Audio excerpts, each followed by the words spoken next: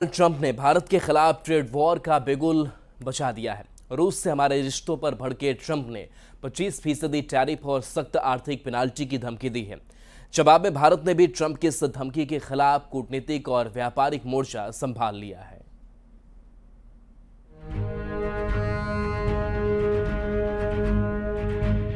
Donald Trump ने आखिरकार भारत के खिलाफ ट्रेड वॉर की शुरुआत कर दी है। 1 अगस्त से अमेरिका भारत के एक्सपोर्टेड प्रोडक्ट्स पर 25% टैरिफ लगाएगा और उस पर पेनल्टी भी। ट्रंप का तर्क साफ है, भारत आज भी रूस से सस्ता तेल और हथियार खरीद रहा है, जो अमेरिका की यूक्रेन नीति के खिलाफ है।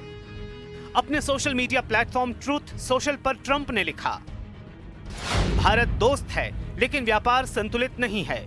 भारत अमेरिकी सामानों पर भारी टैक्स लगाता है और रूस जैसे देशों को फायदा पहुंचाता है।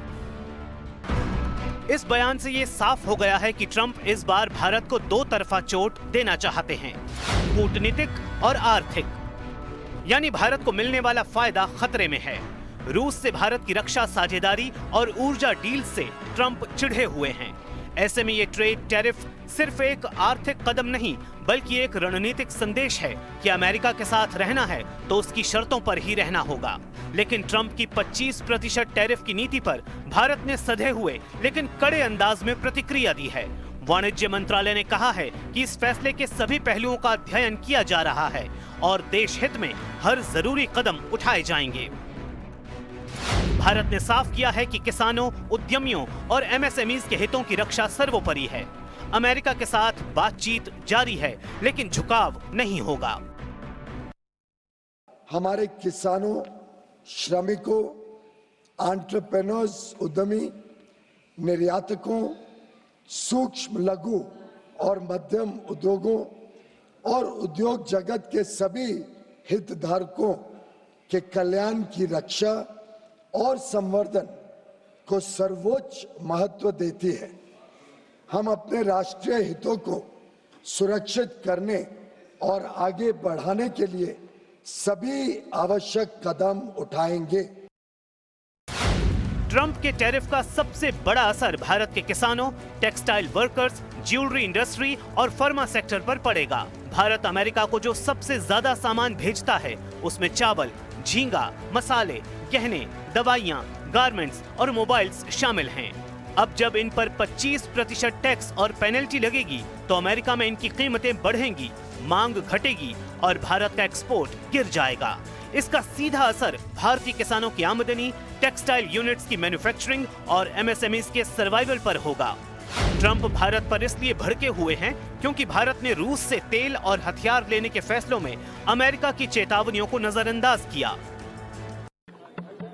I mean, everybody knows this, except the Prime Minister and